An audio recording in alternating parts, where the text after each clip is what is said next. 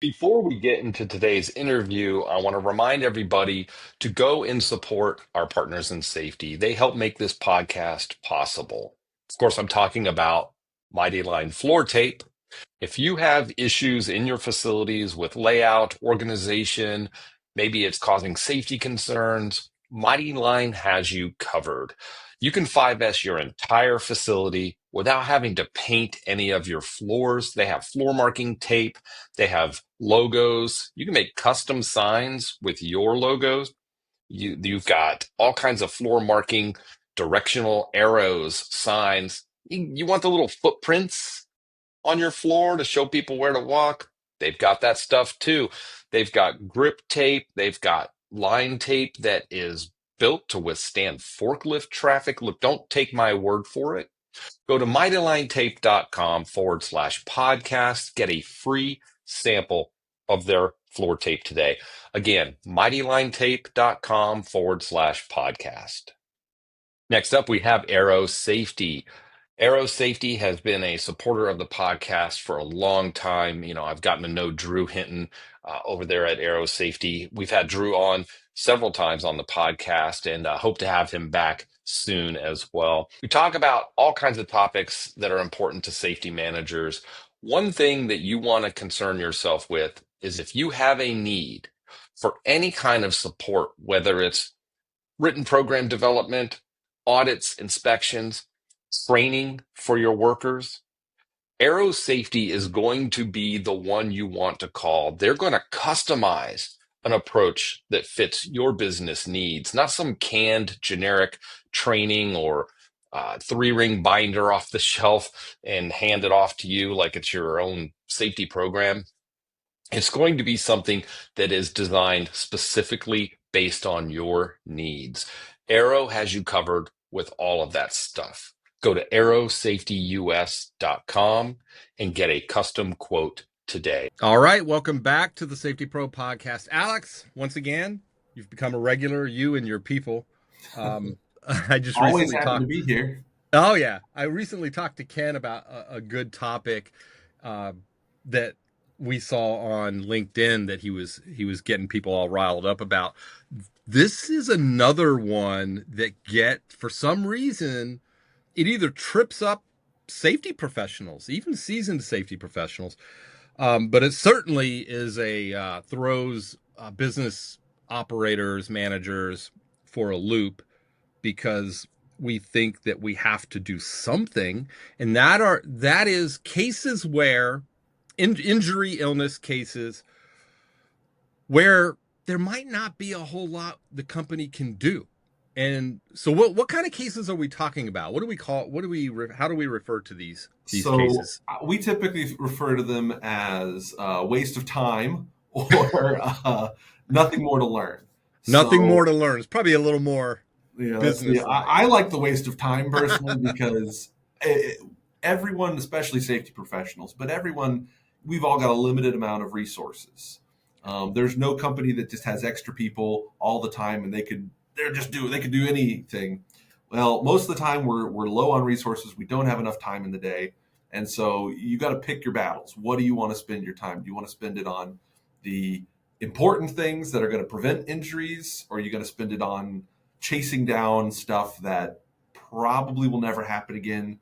Or if it does, do you care? Yeah.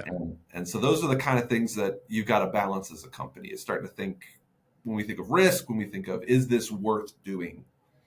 Now you're touching on something and I think that is the root of, no pun intended here, the root of the problem is that we've done, I don't know if it's good or bad, it just is, but I'll say we've done a good job, speaking for my profession, of instilling in the business that anybody coming into work and getting injured in any way is not a good thing.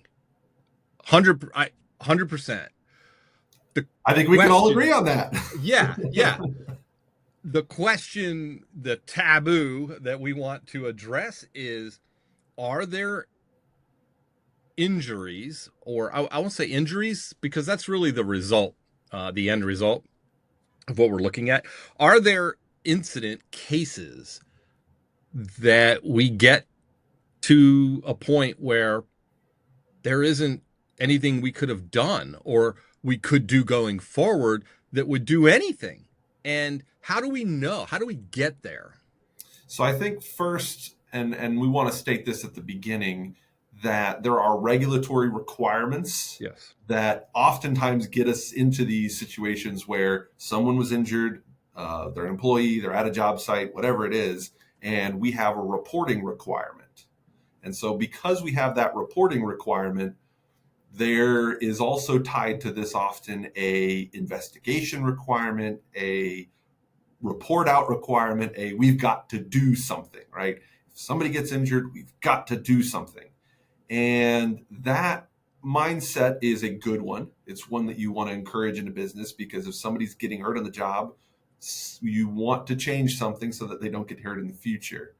So I think you have to state that at the front, that we want you to do investigations, but there are types of injuries, there are types of,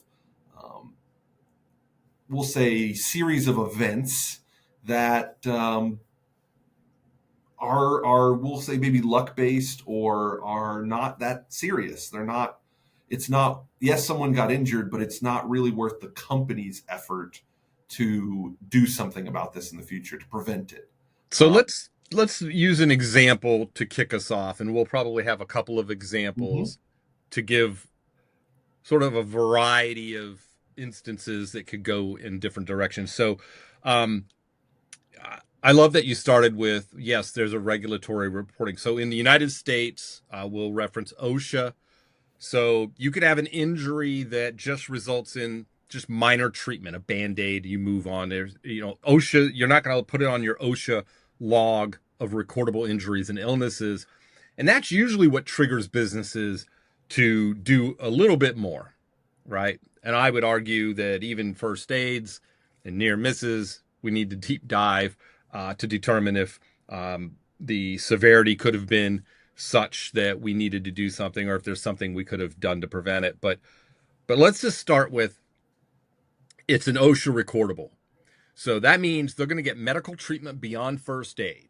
And we'll just start there. Forget whether or not they have restrictions or lost time. They're going to get medical treatment beyond first aid, which is going to, at a minimum, get it on the OSHA log as a medical case, a medical treatment. Okay.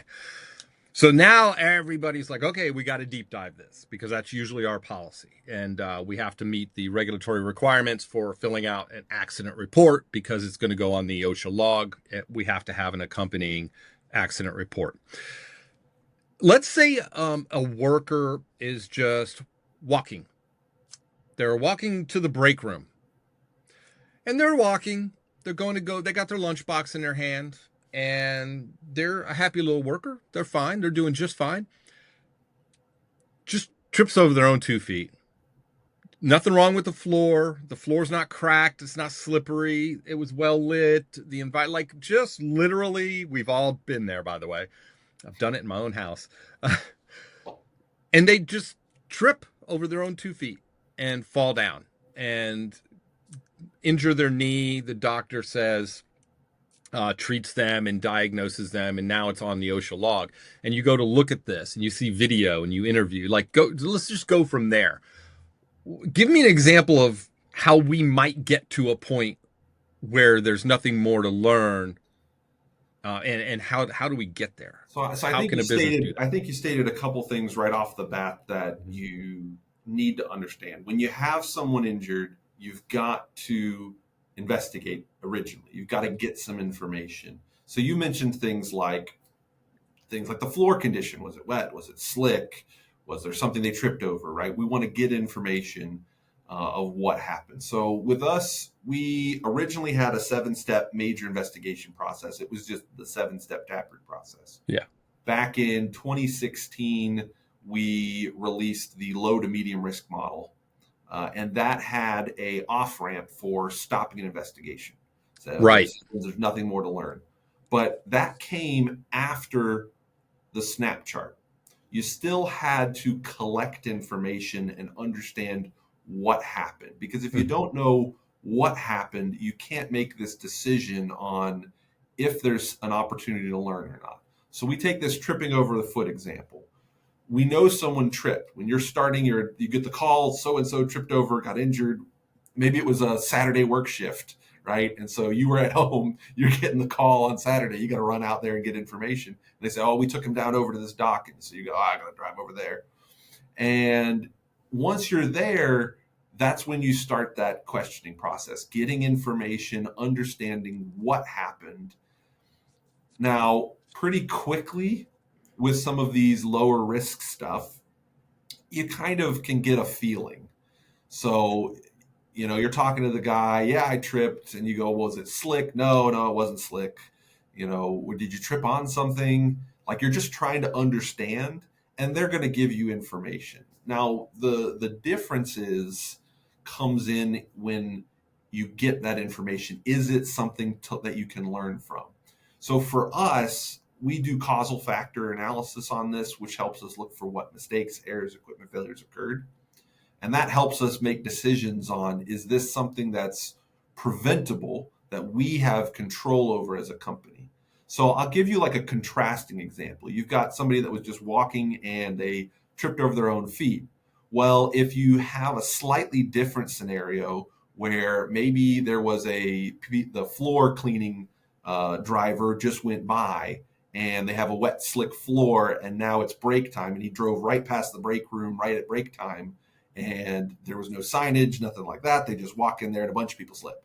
Yep. Well, you've now got a condition that was created, a hazard that was created, if you will. And so this is something now your company can go, ooh, we have control over these kinds of things. So that's something where you want to look at, do you have control over this mistake? Is this something that you can change? Yeah. Or behavior? So you have to make some things like those questions help understand if you want to move forward. That would be an example for the slip.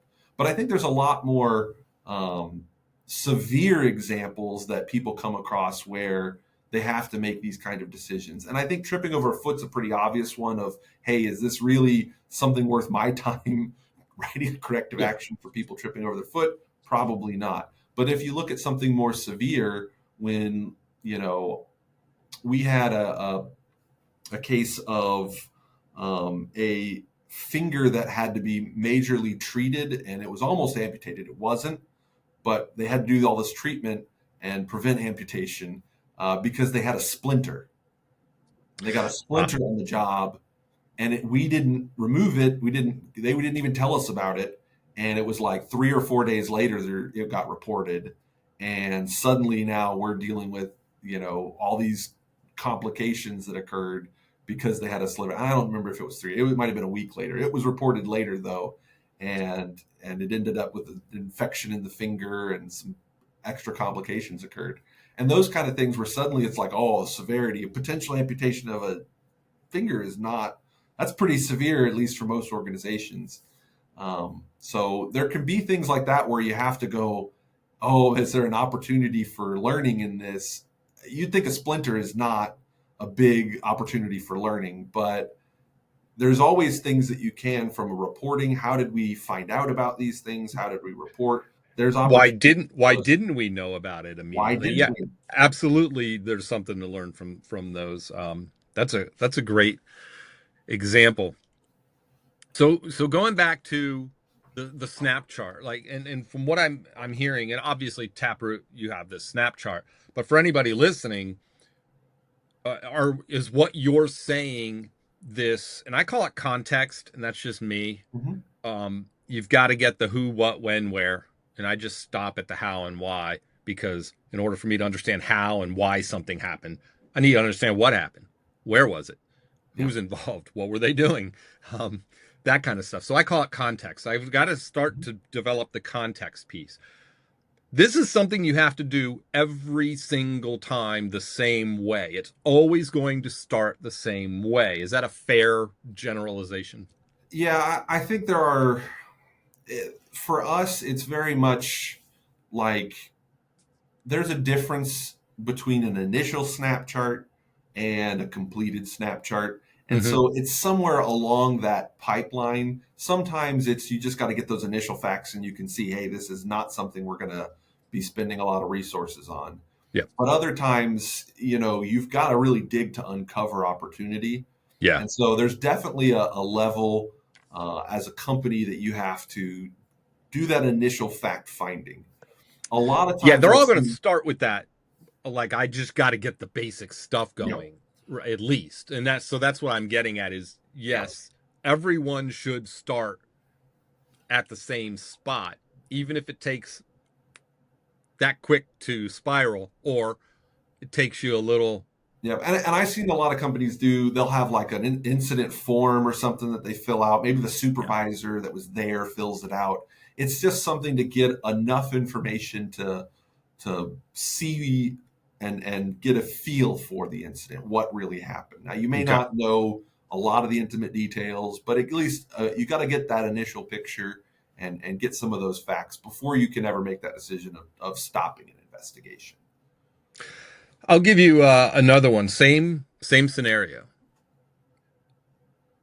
Trips over their own 2 feet.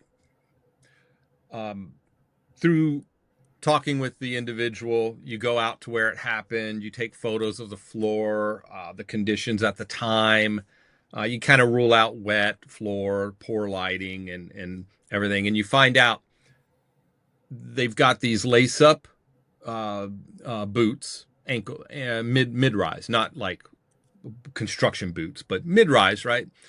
Shoes, and the top two uh, lace ups aren't eyelets; they're these little those hook things where you actually loop the laces around these hooks and cinch them tight. And then you tie your shoes, and now you've got this loop, and that loop caught on the other shoe's hook. Does that make sense? Are you Yeah, following yeah, me on yeah. these? And they tripped. I'm going. I'm probably going to get a chuckle from somewhere down the hall. My wife has done this, I don't know how many times, with her hiking boots. And of course, my first reaction is like, stop buying those. Or tuck your shoelaces. One of the Well, yeah, things. but see, then they come out like I was like that. You tuck them in your sock, but then they always come loose, and that elimination, right? Like, don't buy them. Yeah, Just no, do no. not get them. Let's say the company finds out, oh, so these are shoes. Now the next question would be, well, can we control that? These were safety shoes approved by the company, listed on the portal where employees get their free safety shoes. Okay, maybe there's something we can do. Is that an example of Yeah. where we're starting to move the needle from nothing Now, nothing we can practically control to maybe we could probably eliminate at least that case? so you could. Now there is a caveat, and especially when we think about these kinds of incidents, what we always look at is we think of a risk profile. Yeah. You've got probability and consequence. What is the likelihood of this happening again? And what is the consequence if it does? And when you're going to be starting to do this, a lot of companies, what they'll do is they'll set up a good criteria. What was the potential? What was the potential severity, potential harm? And when somebody trips over their shoe, there's a lower level, but then you think of like, well, what if they fell down the stairs? What if you could work your way into this being a higher potential? Yeah. Um, So you're bringing up something else, and I bet you we could pull another podcast episode out of this one. And people conflate this. I love the 3D matrix. I don't like the 2D. It's because our the world is, simple risk matrix. Yeah, yeah, yeah. yeah. There is and I know I'm gonna be accused of being a word nerd here, and I hate word nerds. I even rant about it, but there is a distinction worth noting. There's a difference between probability and likelihood. Yep. One's looking forward, trying to predict the future. The other one is looking backwards based on historical data. You have to do both. So your example of what's the probability of this happening?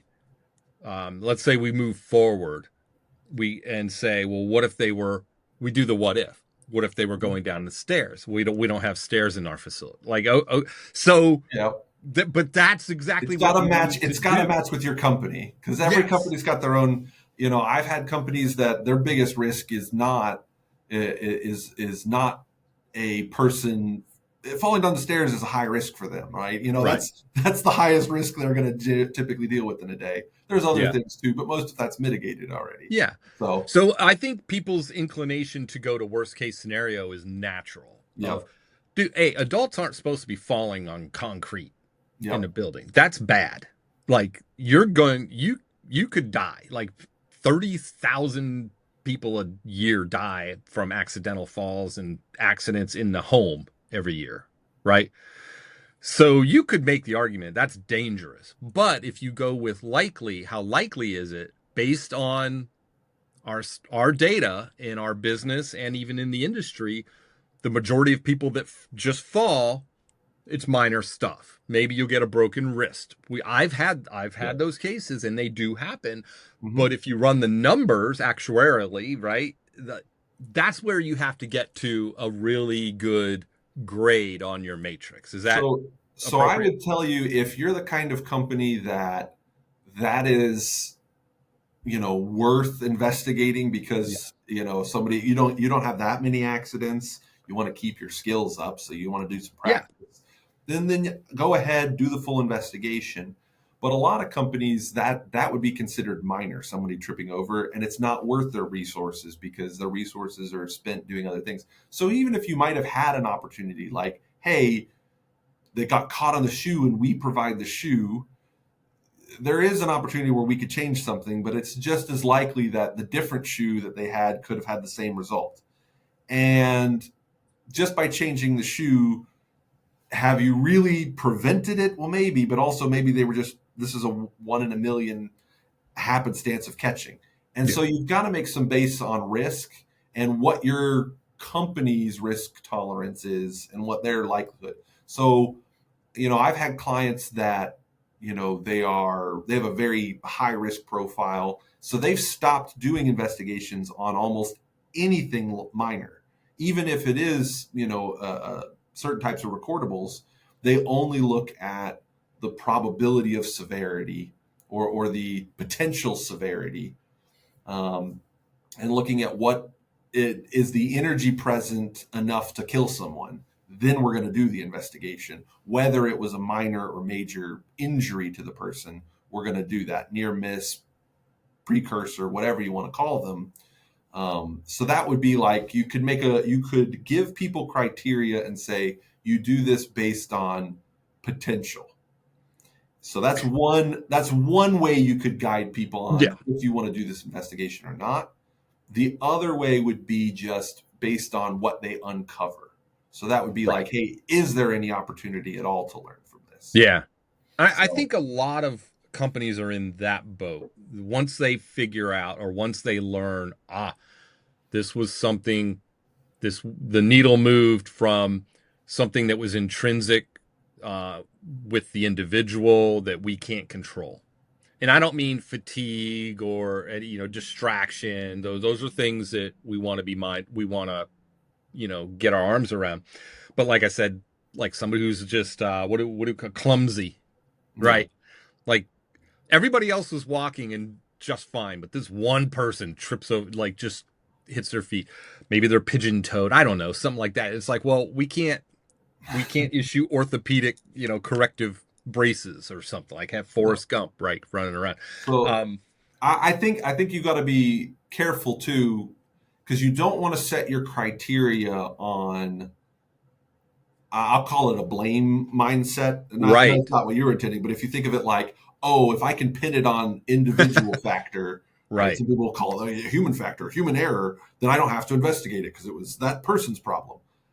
We don't want to do that. We want to look at something a little bit more of potential, more of, can we control these things? So I think to move off of like just tripping, because yeah, again, I think people come into these. I'll give a very common: car accidents. Car yeah, accidents get investigated all the time, and about half of them, I found with talking with clients, it's like, is this really something you're going to control as a company, or are you just doing this because your insurance? It's the number one cause of fatalities across all industries and workplace fatalities across Yeah. all industries. Because they're By the driving a way, company vehicle. because we all drive. Yes. I'll state this: when I look at car accidents, I look at two things, which is one, is this the driver's fault? Let's put it at the police level of driver's fault. So we had a client. They called us up. They had a fatality they were investigating, and they were asking for advice. And what had happened was the person had a company vehicle. They were driving into the site in the morning, and they were sitting at a red light, and they got hit by a drunk driver. Hmm. And it killed not only the driver, but I think they had uh, two other people in the car who were like, I think they were going to a training or something. Wasn't Yeah. our training, but they were going to some training, and they had a car hit and killed the individuals in the car. Now, Terrible. everybody was wearing their seatbelt. Everything in the vehicle was working properly, but they were killed because of that drunk driver basically coming into their lane. I don't remember exactly what happened, run a red light or some turn or something, but they hit the car. Now, as a company, do you really have any control over this situation? No. No. And Yeah. and they were struggling because they're like, what are we going to do? We've claimed this fatality and we're trying to do an investigation. There's nothing in our hands here. So a lot of those accidents, and I'll use the word accident versus incident in this case, a lot of the car accidents are out of company's control, and you got to step back and say, hey, is this something we have control over? Now, I've seen other ones where it's like, oh, we backed up into a post, we backed Right. up into things. And my first question for them is always, do you have backup cameras? And they're like, no, we talked about it, but we didn't do it. And it's like, well, okay, you're going to back into stuff if you don't have something to stop them. Backup sensors and cameras they're going to work, but just telling people to be careful backing up. It's cheaper than a second person going with them to spot them every time they got to go back up. Yeah. Well, my sister, her first vehicle, she goes to pick up the tags. She goes in, gets the tags, puts in the car, backs up out of the dealership, backs into a car in the dealership. Oh my Her gosh. first vehicle, like she's 16. That's like she's the first day driving by herself kind of thing, backs into a car. I'm guessing this was years ago that backup cameras weren't required in all new vehicles. This car did not have them. Okay. And I think it was what year was that Mazda? It was like a 2003 or something. Okay. But anyway, we had an old Mazda 3. So we did, after that, we had a corrective action after that, which was we did backup training. And that involved me going to an old abandoned Kmart parking lot. And I spent probably 3 hours doing backup driving. And when I eventually did collision avoidance training later in my life, I was like 18, for insurance to get a lower insurance rate. I did the cop test, and the cop was like, "You're the best backup driver I've ever seen." It's like, well, I had to do a lot of backup driving as a result for a corrective action of my sister's accident. So I'm pretty good at backing up a car nowadays. But we used to goal. I posted about this recently. GOAL, like get out and look. Like just that's an old trucker's trick, right? Get out and look, get back in. There was a case. It was a fire department in a municipality. They backed up an engine into somebody's car, a personal vehicle, a citizen, like just out wandering around, and it was at a shopping mall area. The crew was stopping to get lunch, and they went to back the engine up, and I probably shouldn't say this. So I was a consultant at the time, and this was the person who got backed into. They contacted the fire department. And they were like eminent domain, like that's on you. And they're like, no, you were no. So one, they violated their own protocol. There is a policy at the fire department. And I know this because I was a firefighter. Different department. This wasn't where I worked. they are required to get out and have a backer every single time because there's no cameras. You can't see. I mean, in this those are big, big vehicles. They're yeah, just big vehicles. they didn't have a backer, and the security camera outside the restaurant, the little strip mall, little restaurant, I think it was like a B-Dubs or something, it shows the operator just getting in the engine, and it just backs up and hits this car and just didn't even have a backer. So they were able to show like, okay, negligence, you didn't follow your own policy. But to your point, I also love how you had to explain that it was an old and abandoned Kmart parking lot. You could have just said Kmart parking lot. Wow. Abandoned But Kmart. yeah, I mean, it's a bit redundant, but But it was recently after. I feel like it was recently after when Kmart recently went down. enough that it was worth noting. Okay. Yeah. It's gone now. It used to be a Knoxville spot. I remember it right across from the high school. So I just remember that parking lot well because we did a lot of parking training in there. So that's a great example, even like backing in, like, but to your point, if you always start with this managed, like repeatable process, Mm-hmm.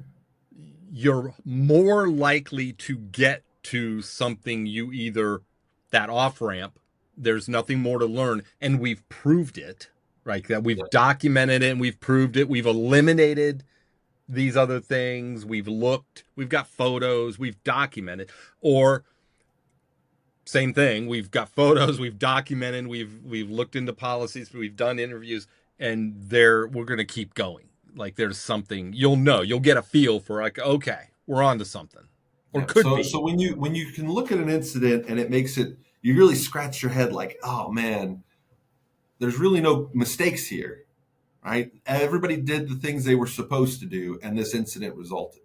Now that doesn't mean there's nothing you can do for corrective actions. A lot of times there's still opportunities, like you said, we can still do elimination. We recognize the new hazard, but a lot of times when we look at the difference between something that you can actually go and investigate and gather more information on versus there's no opportunity here. Swapping away from people, we look at like equipment example. Yeah. A common one that comes up is equipment failure.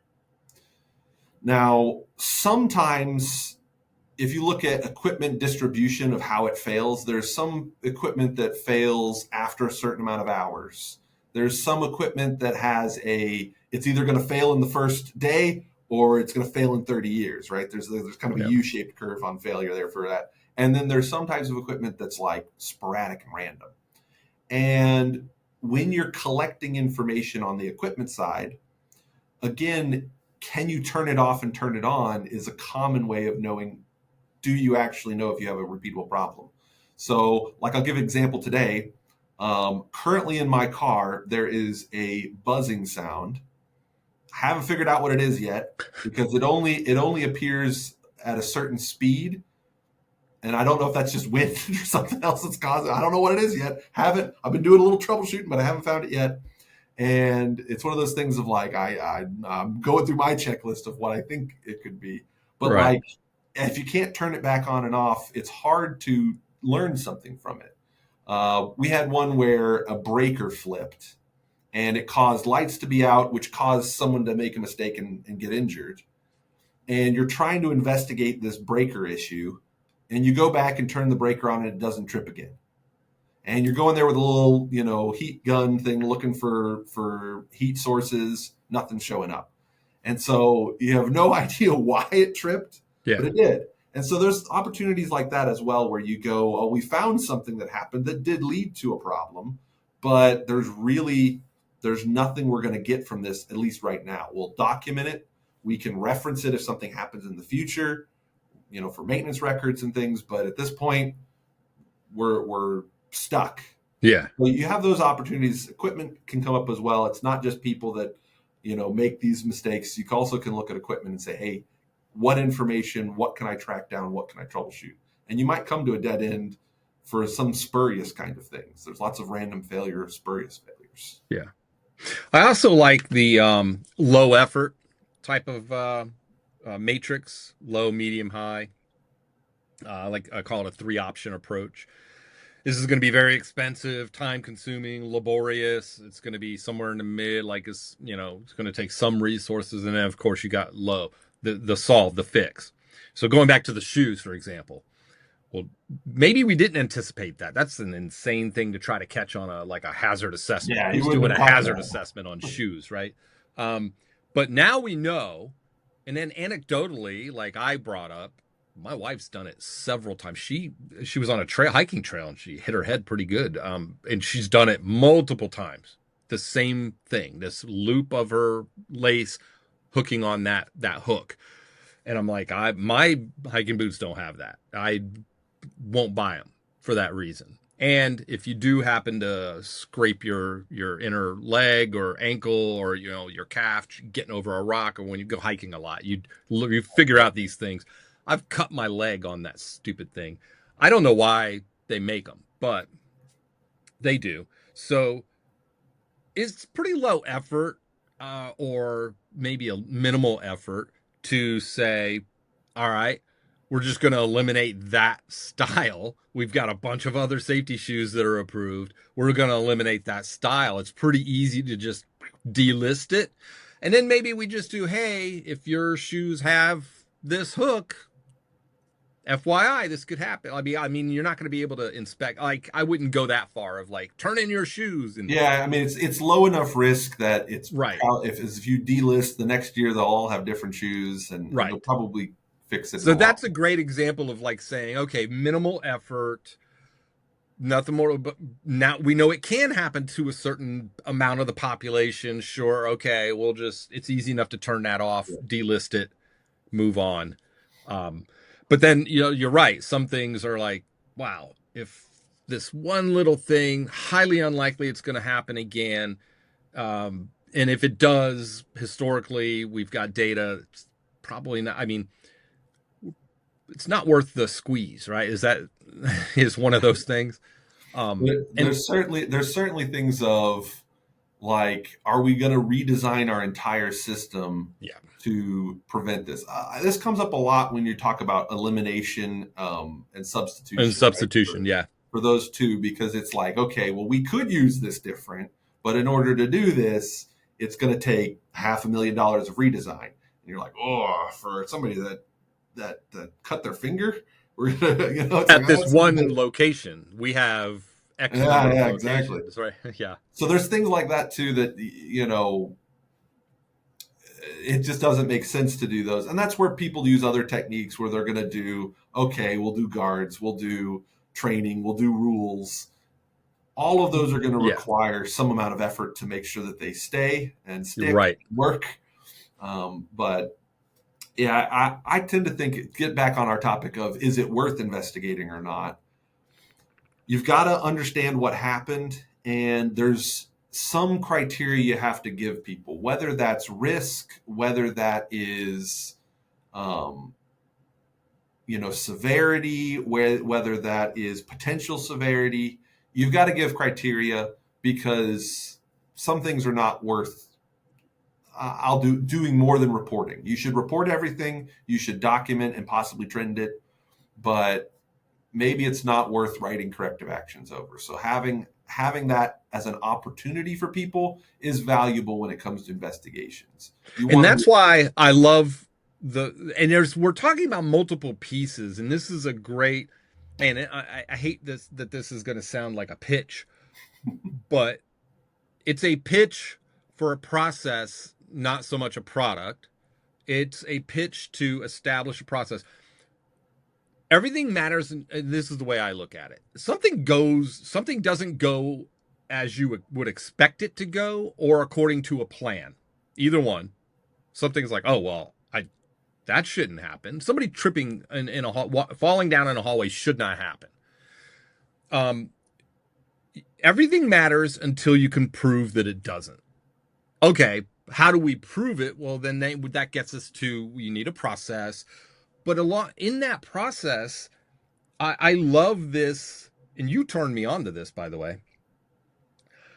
Have we, as a business, an organization, established a definition of a root cause, for example? Let's pick on root cause. Sure. How important is that in this scenario to help us determine this is outside of scope or in scope, if we use those terms? So to be philosophical, we think of your company has to have a reason it's doing an investigation. It has to understand the purpose of them. And for us, we believe the purpose of an investigation is to look for missing best practices that we can apply to prevent problems. That's what root cause analysis is. Ties in with our definition of a root cause, ties in with basically our philosophy of how we go about doing root cause analysis. So if you're looking for missing best practices you can apply, if that's what you're doing with investigations, then when you don't see a reasonable practice that you can apply, that's a good indication that this is something you don't want to be spending time on. Now, again, I put this with everything you have to do. You have to meet that regulatory requirement. You have to meet your company's requirement, but there's a freedom that you can give your people by having that be a well-defined stop point for an investigation for people. Because I mean, we deal with incidents a lot that are minor, and I have seen good safety people that go, man, I just don't have time to do a good investigation. I have all these things I have to do, and we have all these incidents we have to deal with, and I just don't have time to do a good investigation. I can only do what I have. And so I can't do a thorough investigation. I got to just go through these. I got 5 whys to get through. And that's all I got time for, is these 5 whys. That's it. I'll give you 2 whys this morning. That's all I got in me. You want me to do 5 whys and 3 C's and 8 D's? I can't do that. I only got 5. 8 D's. There's too many letters and too many stuff. I can't. So I've seen people that, and a lot of times it's because they're doing too many investigations. I'll give some example from my experience rolling out Lean. We had a site. Now, this was not my site. It was a sister site that was going through a Lean transformation. And part of it was setting up an andon system, setting up that alert system for getting resources. And they set a trigger for investigation that was like, anytime they lost a certain amount of time or product dollar amount or injury, like they had a trigger that they would do a A3 investigation, a larger investigation. And they had 400 open A3s. It was like, and this is not like a 2,000 or 10,000 person site. This is like 400 people at this facility, maybe less, maybe 300.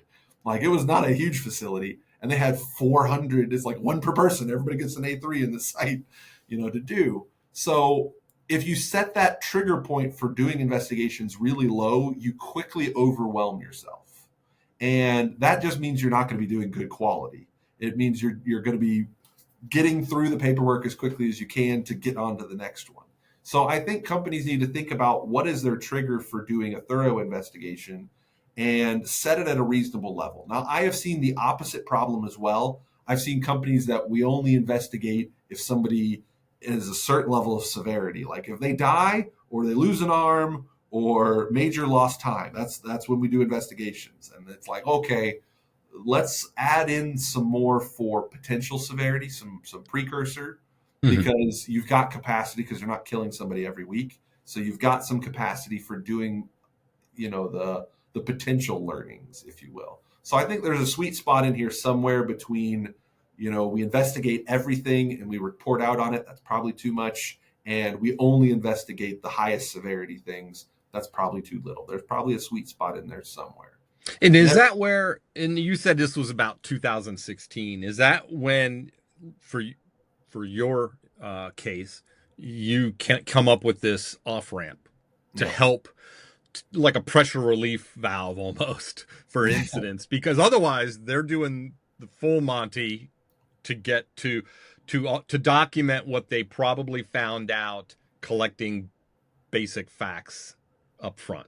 Yeah, right? And ours came from feedback from clients because, again, a lot of our clients are using TapRooT for the highest risk. Mm-hmm. They say, well, we want to use it for low, but we really, there's all these steps. Oh, you got snap charts and causal factors and root cause and corrective actions. And sometimes we don't need that. And so that kind of pushed us into thinking about, okay, for lower risk, do you really need to do the full investigation? And sometimes you do, sometimes you don't. And so we needed an opportunity to have that conversation.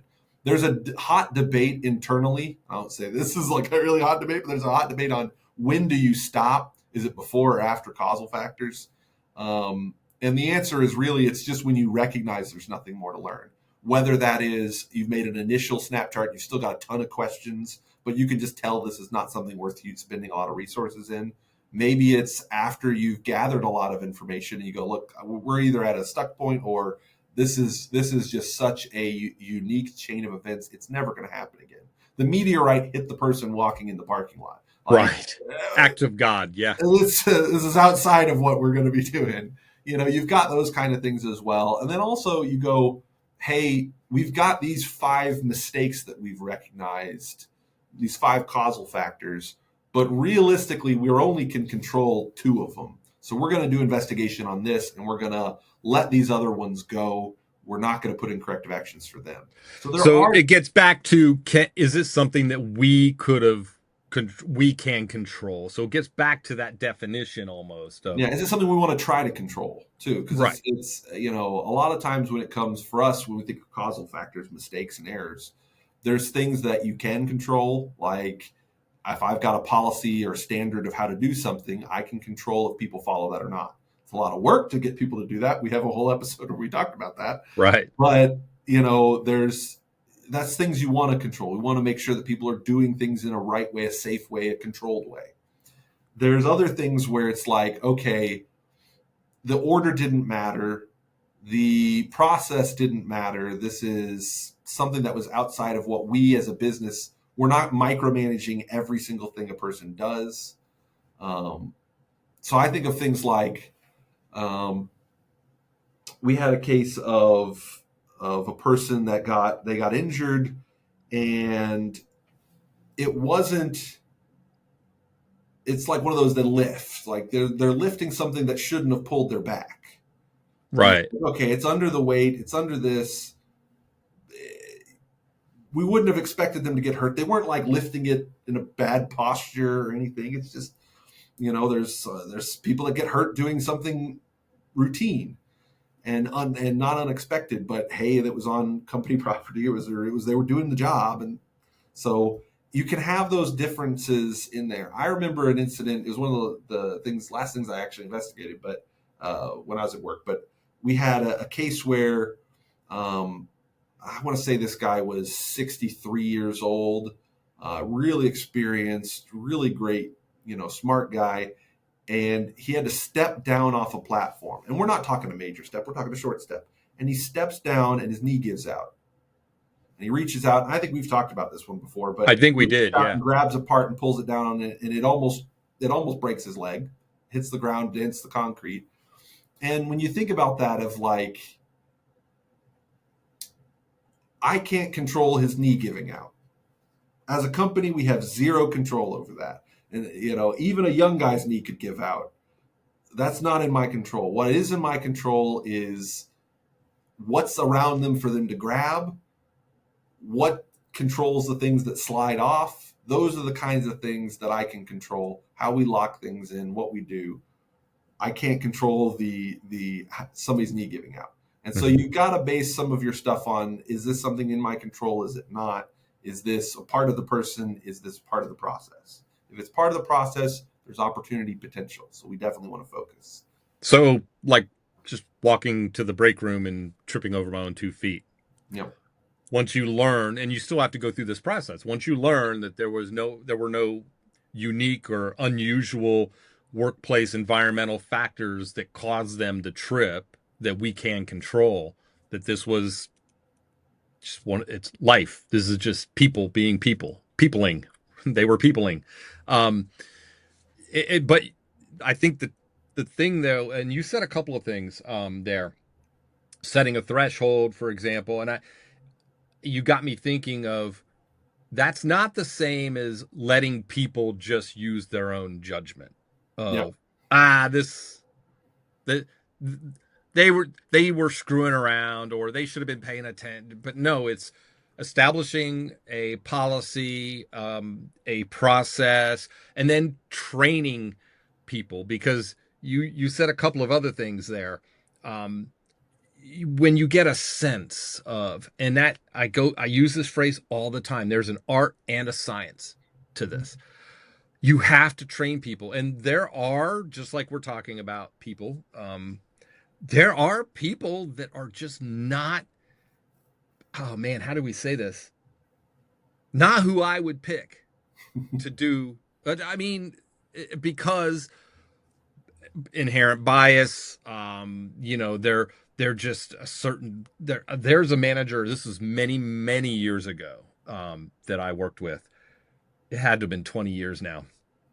That, um, oh, anytime something happened on their crew, this was in construction, we would just immediately go out and do it, because this individual is going to probably just fire the person, for not being able to, finish the job by the end of the day or shift or whatever. They were such like a hard nose about stuff.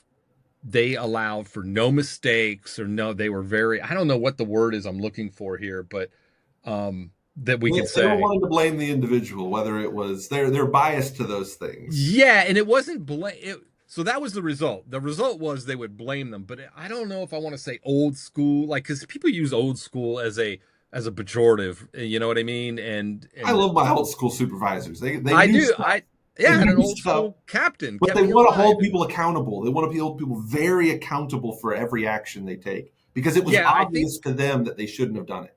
right. I think the issue with this guy was like he didn't care. He was like, I don't care. Get next. We'll hire somebody who can carry that. And it was Okay, like, yeah. I see you and if there. that person can't carry it, then HR screwed up, and we'll get somebody else who can carry it. I And call it, there's people that see mistakes as moral failings. yeah, They didn't yeah, there try you go. hard enough. They don't care enough. Yeah. It's Right. and I've fallen into that trap as a supervisor as well, where it's like, oh yeah, this person just doesn't care. They're the problem. And it's easy to fall into that as a supervisor, especially if you see somebody that's not learning from their mistakes. Like, you're like, Yeah. come on, you got to learn from these. You've made a mistake 3 times. How And can you not learn from this? this guy will tell you without blinking, I've done this for 30 some odd years. That never happened to me. Yeah. Screw those guys. They can suck it up. Bunch of babies, blah, blah, and like very hard, like roughneck, like whatever. Okay. But we knew the result of that was we cannot rely on this individual Yep. to use that judgment you were talking about. So it really is incumbent upon organizations to assess their capability to do. It's one thing to say, and it's easy for us to sit here and go, you need a process, define what it is you were looking for, have a system to be able to document this, it's repeatable, and then train everybody on how to do it, and then you just have the wrong people. Is that a thing? Is that a... Yeah, I would say everyone has a bias, and there are some processes that are more bias based than others. Yes. And so for us, you want to have a process that removes as much of that bias. But even with our process, you've got to be curious. You've got to be willing to go out and get the answers to the questions. I mean, we give you the questions to ask, but you still got to go out and get the answers. So if you have a person that already has the answers and they're not willing to go out and get them, it doesn't matter what process you give them, they are not going to follow it. They're going to do what they want. And so I think from an organization standpoint, having a good process, we can all agree you need to have a good process. Having a clear criteria for when to stop an investigation. If you're going to have stop points, that's what you should do, is set clear criteria, whether that's severity, whether that's risk, whether that's some other, we'll say, more ephemeral, Right. good word for the day, ephemeral kind of thing, like feeling. But you should have a clear criteria for that, and then maybe have a check and balance to it as well, because I think having, you know, if it's just me, the safety guy that makes this decision, that's probably going to result in me going, I don't want to do this today. I'm not feeling doing an investigation today. We'll fire this one off. Hey, safety professionals are people too. Yeah, They're subject to the same pressure. I love that you ended on that piece, because that, if you get a couple, 3 sets of eyes on this, it's hard to get one passed. And if we're not cherry picking, like I'm not calling my buddy and go, hey man, sign off on this, I got stuff to do.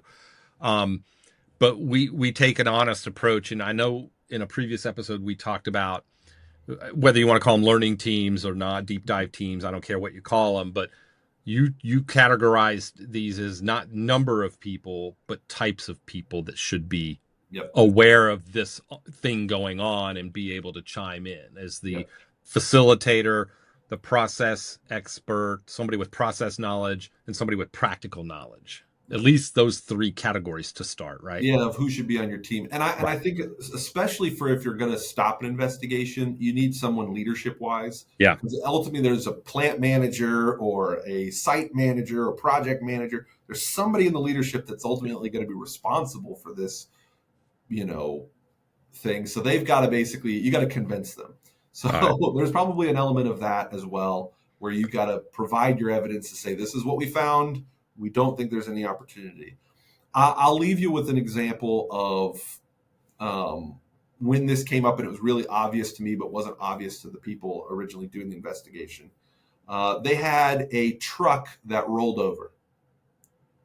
Now, you think of a truck that rolls over, that's worth investigating. But they get this information back, and what they found happened was this guy was driving down these narrow, winding West Virginia roads, and a school bus is coming the opposite direction.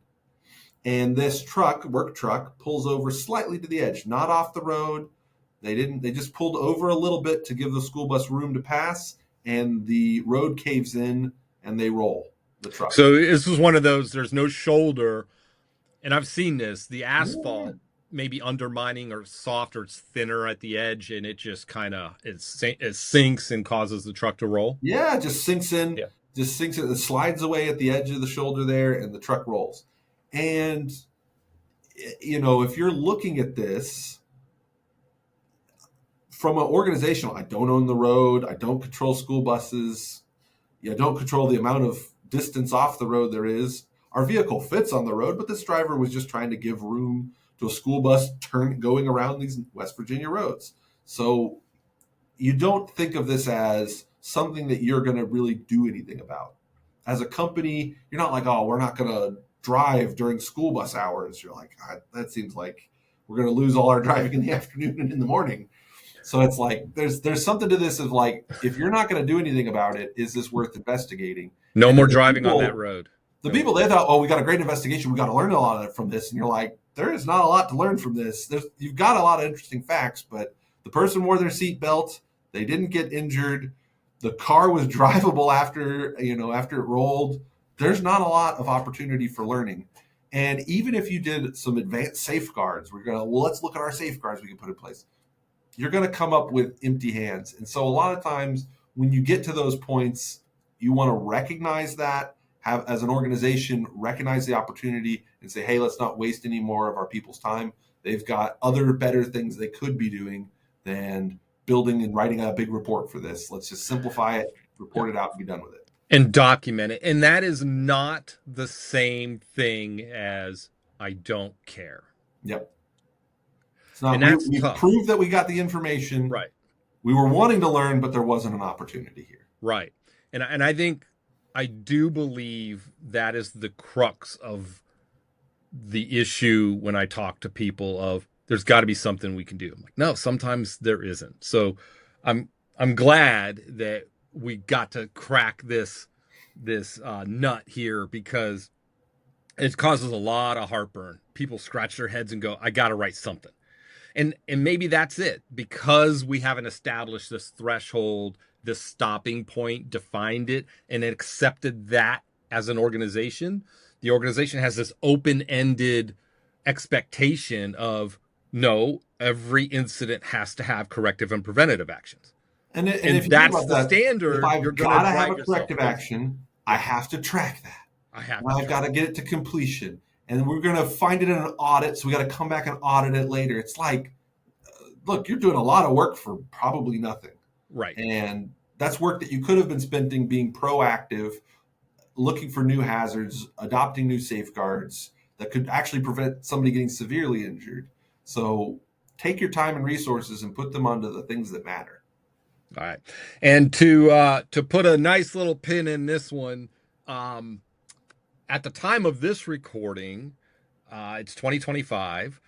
So, years from now, when people listen to this and still get value out of it, by the way, they should keep that in mind. We're coming up on July, and the October, right? Global Last week of Summit, September, first week of October, right, TapRooT Summit coming up. in Knoxville, Tennessee. I'm going to join you on a panel that you're talking about those specific cases, the serious incidents, fatalities, right? And how to unpack those. So that's sort of a shameless plug that there is a process for those. That it's a much more involved process, but it's managed. It's a manageable process, and which I like. And I have found that the other added cultural benefit of establishing all of this and having this set up that we could follow is it does alleviate a lot of the angst and anxiety and some of the emotions that are going to be present when a serious injury or fatality occurs. I've had the misfortune of being involved in 5 workplace fatality investigations in my career, and they're none of them. They all suck. But and I learned this from the fire department. Most people freak out or panic or have a lot of anxiety when they don't know what to do. And so if you have a process to follow, you practice it, you drill for it, you discuss it, it, that gives you something to focus on. So there's another added cultural benefit of establishing this I don't want to call this, I don't want to say rigorous, but this regimen of, okay, something happened that shouldn't have. Okay, start step 1, and then you walk through it. It does help an organization. I've seen it help alleviate a lot of that anxiety. I don't know if you have something to add to that before we wrap. I'll agree with everything you said, and uncertainty and uh, uncertainty is the enemy of action.